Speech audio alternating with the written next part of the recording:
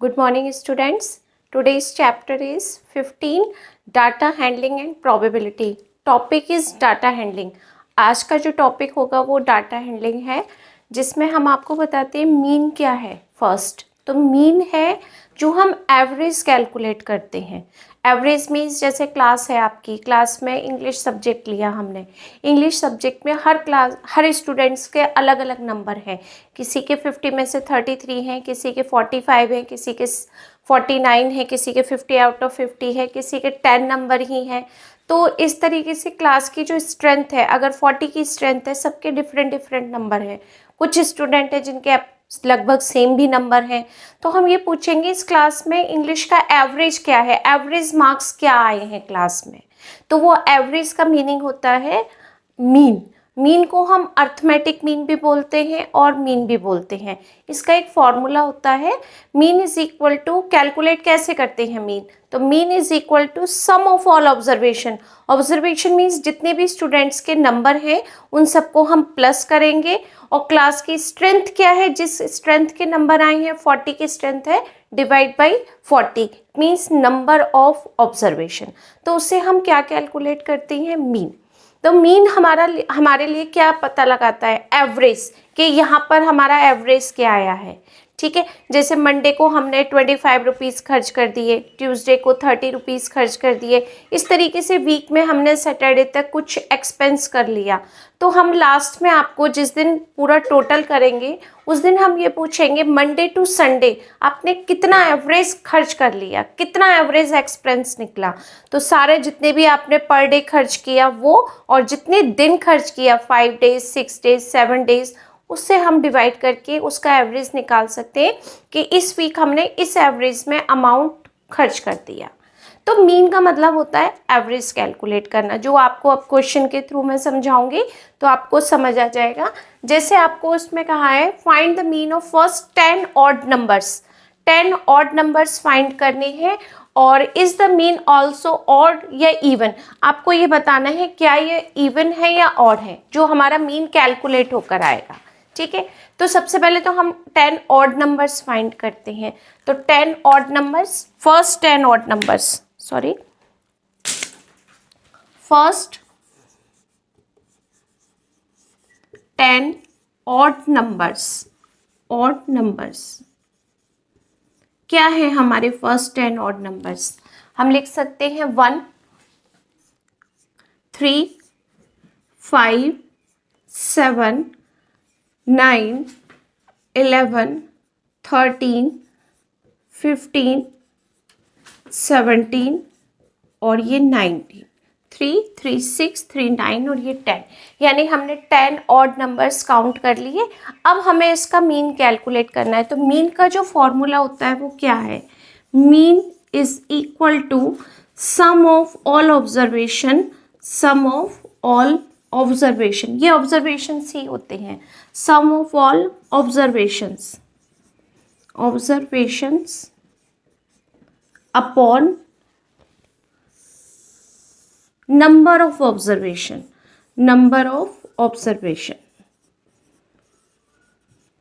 ये हमने यहाँ पर फॉर्मूला नोट कर दिया। सबसे इम्पॉर्टेंट फॉर्मूला है मीन कैलकुलेट करने के लिए।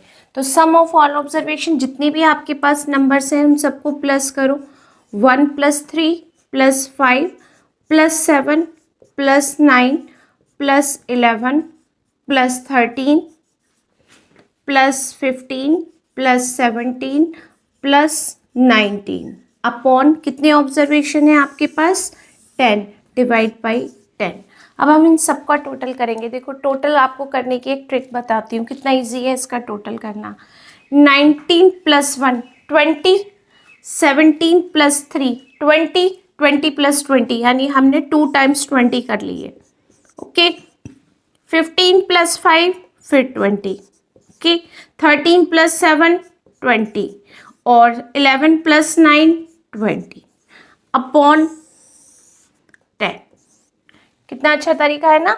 19 और 1 17, 3 20, 15 5 20, 13 + 7 20, 11 + 9 20। ओके, हो गया।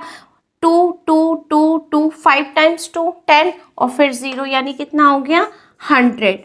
25 ज़ा 100 अपॉन 10, ये 0 कैंसिल 10, यानी हमारा जो मीन कैलकुलेट कराया वो क्या आ गया आपके पास में 10 आ गया। सेकेंड है, is the mean also odd? No, mean is not also, mean is a even number not odd, तो आप क्या लिखेंगे? No, mean is even. Okay, ये हमने आंसर कैलकुलेट कर दिया मीन का। तो इस तरीके से हमें मीन बताना है। अच्छा, मीन को हम रिप्रेजेंट किससे करते हैं? मीन को हम कैपिटल एक्स और इसके ऊपर बार, इस साइन से भी रिप्रेजेंट करते हैं। अगर आपको लिखना है डायरेक्ट कहीं पर, कैपिटल में बनाएंगे एक्स, कैपिटल एक्स और उसके ऊपर एक बार का साइन, तो ये मीन का सिंबल होता है जिसको हम एक्स बार से रिप्रेजेंट करते हैं। Okay, next question, find the mean of first 15 natural numbers. अब आपको नेचुरल नंबर्स तो पता ही है, 1 से काउंटिंग करते हुए लेकर जाते हैं वो सारे नेचुरल नंबर्स होते हैं। उसने आपको सिर्फ ये कहा है 15 नेचुरल नंबर्स काउंट करने हैं। ठीक है, तो या तो डायरेक्ट फॉर्मूले में हम लिख सकते हैं, या अगर आपको अलग से बताने हैं तो आप अलग से भी बता सकते हैं।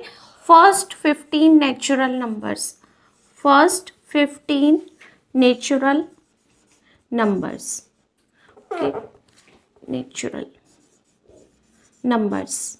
ओके, क्या है आपके पास वो 15 नेचुरल नंबर्स?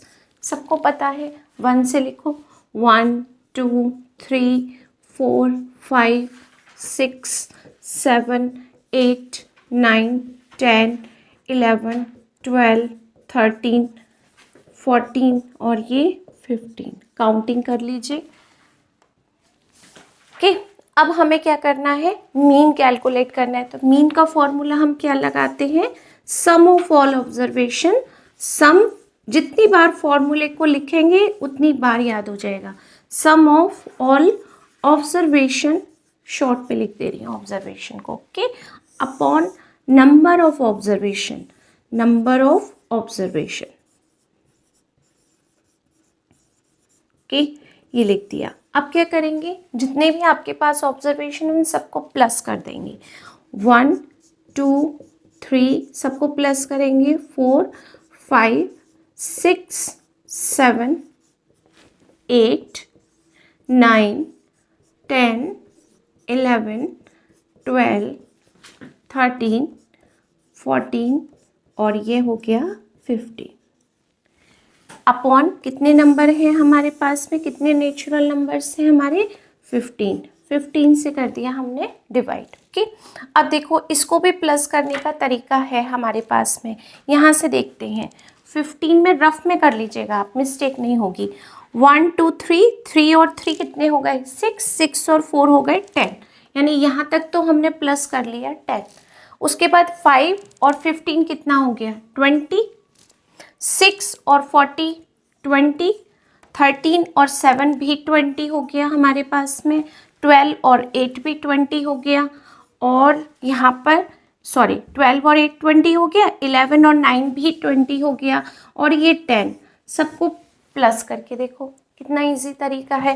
पहले 1 2 3 4 ऐसे प्लस करोगे थोड़ा टफ हो जाएगा। हमने चेक किया 4 तक तो हमारे नॉर्मल नंबर है, हमने प्लस किया 10। उसके बाद यहाँ लास्ट में 15 है, 15 में अगर मैं 5 को प्लस करती हूँ तो 20, 6 में 14 को प्लस करती हूँ 20, तो 20 को प्लस करना कितना ईजी हो गया। ये भी 20 हो गया 2 टाइम्स, 1 2 3 4 5 20 और एक बार ये, यानी कितना आ गया टोटल 120। 26 टाइम्स है तो हमारा कितना इजी हो गया आंसर 120 अपॉन 15। कितना हो गया? अब 15 से 180 में डिवाइड करेंगे तो क्या आएगा? 8। तो हमारा मीन कितना आ गया? Mean is equal to 8।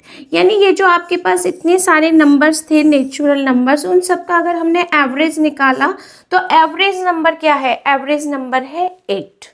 Okay, next question 3 is the mean of first 15 natural numbers is equal to the mean of first 16 natural numbers। Question mark लगाया है और स्टार्टिंग में लिखा है is।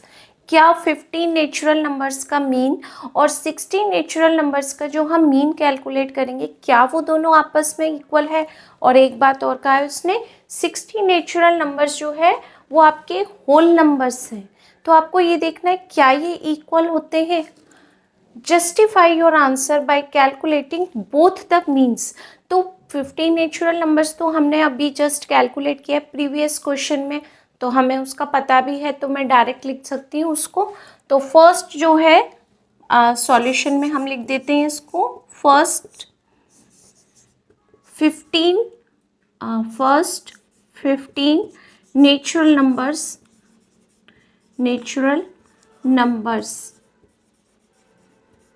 अभी हमने जस्ट किया है इसका फर्स्ट 15 का, तो हम इसी का करते हैं मीन कैलकुलेट करते हैं। डायरेक्ट फॉर्मूले में मैं लिख देती हूँ 1 + 2 + 3 + 4 + 5 + 6 + 7 8 9 10 11 12 13 14 और ये हो गया 15। Okay, divide by 50। हमने अभी टोटल किया था, कितना आया था 120/15। 15 से कट किया तो आ गया आपके पास 8 क्या कैलकुलेट कर दिया हमने, मीन किसका कैलकुलेट किया है, फर्स्ट 15 नेचुरल नंबर्स का हमने मीन कैलकुलेट किया है। ओके, अब जो हमारे पास बात आ रही है वो आ रही है फर्स्ट 16 होल नेचुरल नंबर्स। यहाँ लिखा है whole numbers, first 16 whole numbers. आपको पता ही है होल नंबर्स कहाँ से स्टार्ट होते हैं, होल नंबर स्टार्ट होते हैं 0 से। तो मैं डायरेक्ट फॉर्मूले में रख दूँ, सम बेटर रहेगा। 0 से स्टार्ट होंगे और हमें कहाँ तक काउंट करनी है, 15 तक, क्योंकि 16 नेचुरल नंबर्स पूछे हैं उसने। तो 0 डायरेक्ट प्लस कर दूँ, 1 + 2 + 3 + 4 + 5 6 7 8 9 10 11 12 13 14 और ये 15। ये मैंने डायरेक्ट इसमें नोट कर दिया। अगर आप पूरा फॉर्मूला लिख के करना चाहते हैं तो वो भी ठीक है। ओके, ये हमने इसमें नोट किया। कितने नेचुरल नंबर से वो देखो आप, कितने हैं 16, डिवाइड 16 से होगा। अब आप काउंटिंग करो, 0 से स्टार्ट किए तो 15 पर ही रुकेगा। 1 2 3 4 5 6 7 8 9 10 11 12 13 14 15 16, क्योंकि 0 से स्टार्ट किया है। लेकिन इन सब का टोटल अगर हम ध्यान से देखें तो 1 से अगर हम 15 तक देखें तो हम ऑलरेडी कर चुके हैं 120, उसमें 0 ऐड करो तो आपको कितना मिलेगा, यही नंबर मिलेगा 120/16। अब 16 का हमें इसमें डिवाइड करना है, तो कितनी बार जाएगा, पूरा तो पॉसिबल नहीं है, डिवाइड करके देखते हैं। 4 3 12 0 4 4 60। अब फिर से 2 से करके देखते हैं, 2 1 2 2 5 10 2 2 4। कितना आ गया आपके पास नंबर, 15/2। तो अगर 2 का डिवाइड करेंगे तो मीन क्या आएगा आपके पास 7.5। तो हमारा मीन क्या निकला 7.5। अब आगे वो आपसे पूछ रहा है क्या ये दोनों इक्वल है, नो। इसका मीन ये है और उसका मीन ये है, तो इक्वल कैसे हुआ, नो। हमने लिखा नो। फर्स्ट यहाँ लिखते हैं हम, sorry, mean is no, mean is first 15 natural numbers,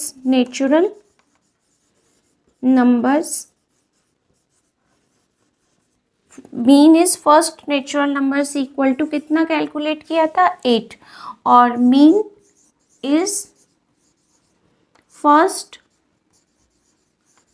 16 whole numbers. First 16 whole numbers का क्या कैलकुलेट किया आपने 7.5। तो कैसे पॉसिबल हुआ, इक्वल नहीं है ना, और यहाँ पर हमने पहले ही नो लिख दिया, नो। ओके, तो ये हो गया हमारा क्या answer. Next question, fourth, the daily wages of 10 workers in rupees in a factory are given as 200 180 250 300 200 190 150 175 225 250। ये इनको डेली अमाउंट मिलता था और यहाँ लिखा हुआ है रुपीज़ में डेली अमाउंट। ओके, फर्स्ट उसने क्वेश्चन पूछा है arrange the data is ascending order, हमें इनको असेंडिंग ऑर्डर में अरेंज करना है। ठीक है, तो सबसे पहले हम इसको क्या करेंगे, फर्स्ट पार्ट को असेंडिंग ऑर्डर में लगाएंगे। असेंडिंग ऑर्डर मीन्स छोटे से बड़े की तरफ जाना। ठीक है, सबसे पहले छोटा नंबर, जैसे असेंबली में खड़े होते हैं ना, असेंबली का जो हमारा अरेंजमेंट होता है वो असेंडिंग ऑर्डर में ही होता है, छोटे से बड़ा। ठीक है, डिसेंडिंग ऑर्डर मीन्स उतरते हुए क्रम में, ऊपर से सीढ़ी से नीचे आते हैं तब। ठीक है, तो हम यहाँ पर इसको सबसे पहला पार्ट हम करते हैं, arrange the ascending order. Arrange the ascending order, ये सबसे पहले हम लिखते हैं असेंडिंग ऑर्डर। तो सबसे पहला नंबर क्या होगा हमारे पास, सबसे छोटा नंबर 150।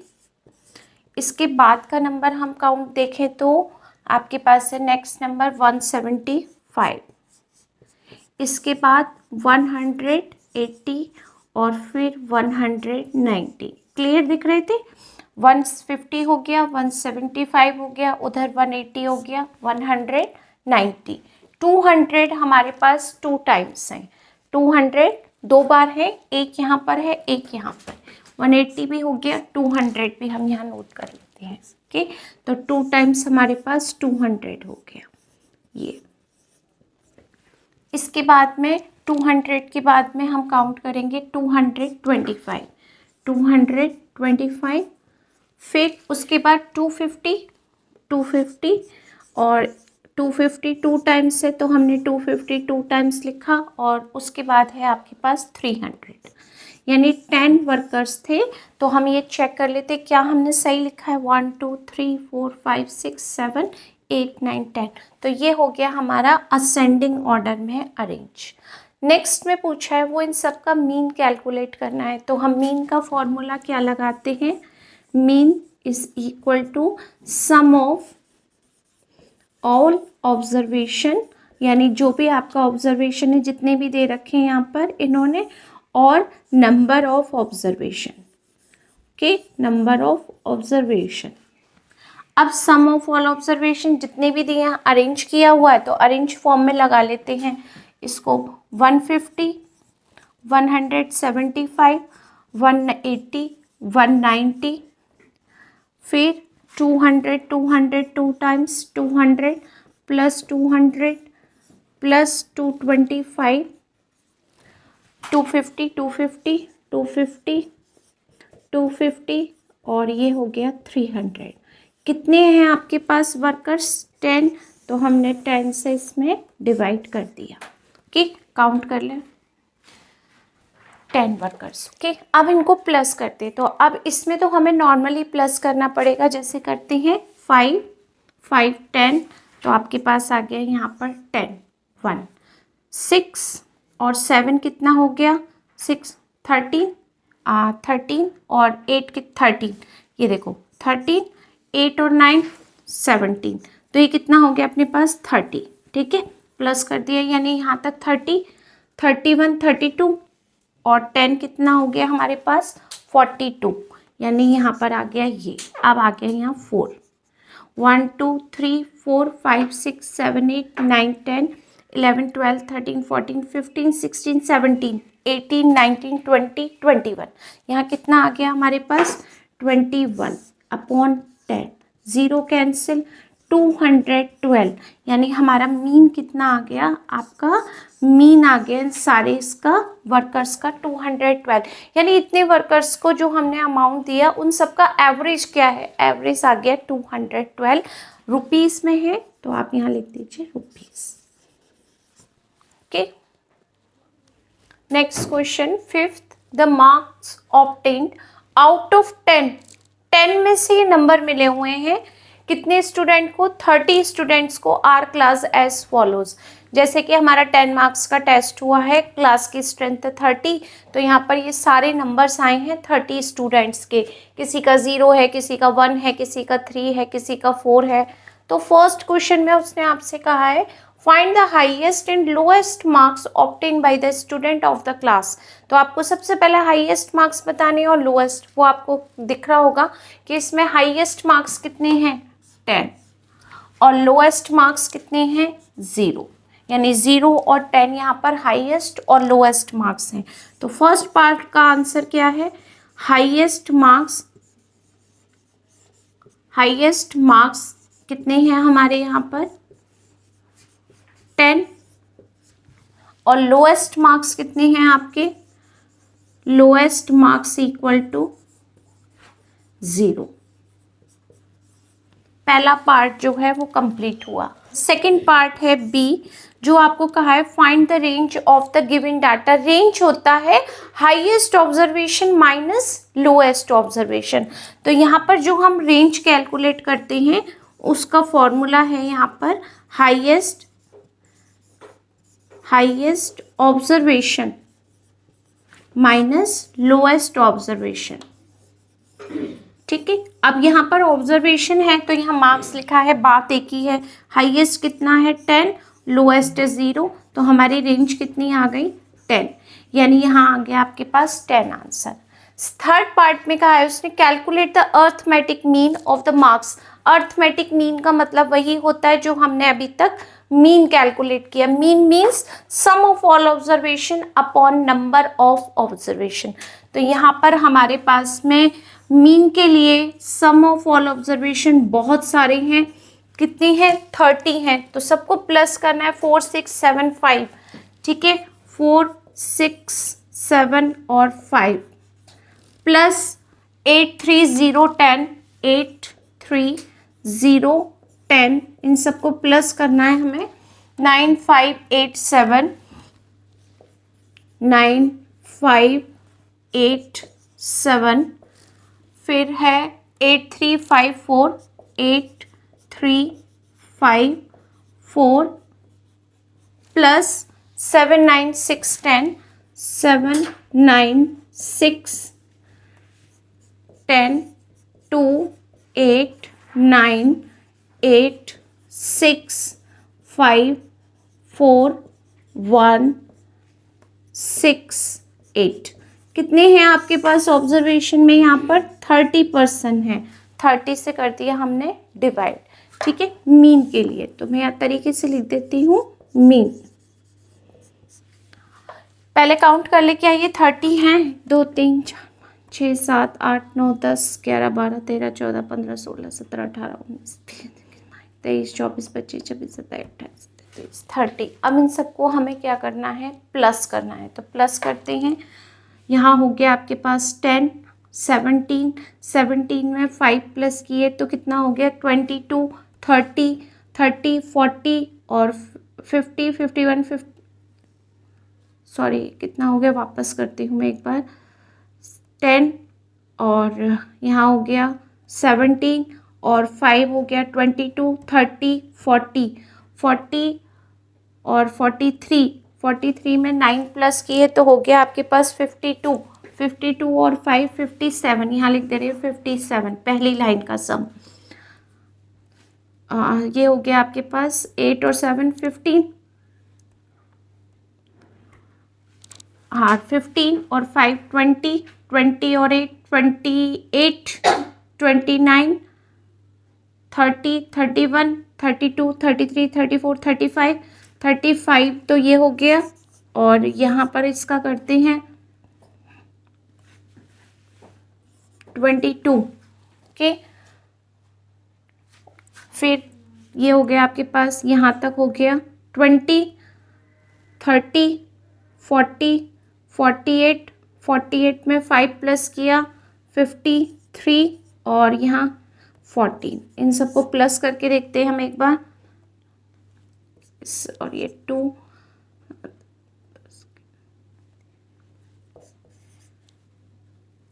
हमारा आ रहा है 181/30। ठीक है, 181/30 ये आ गया हमारा टोटल। ठीक है, अब हम इसको एक बार डिवाइड करके देख लेते हैं, इसको सबको के डिवाइड कैसे करना है। तो 30 से यहाँ डिवाइड करते हैं, इसमें 1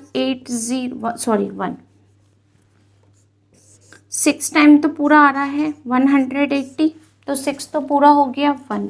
30 का 1 में डिवाइड किया नहीं गया, डेसिमल एक ज़ीरो ली, फिर से इसमें डिवाइड नहीं गया, एक ज़ीरो और ली, ये हो गया 33 ज़ा 99। फिर आपके पास 1 आ गया, फिर इसमें हमने डेसिमल और ज़ीरो लगा चुके हैं, फिर गया 3। तो हमारा जितनी बार भी जाएगा ना 6.033 ही जाएगा।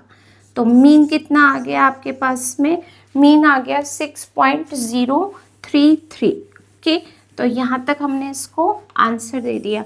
यानी 30 स्टूडेंट जिन्होंने एग्ज़ाम दिए थे, 10 मार्क्स का एग्ज़ाम दिया था, उनका एवरेज कितना निकाला हमने, 6.033 एवरेज। ओके, आई होप कि यहाँ तक आप सबको बहुत अच्छे से समझ आ गया होगा।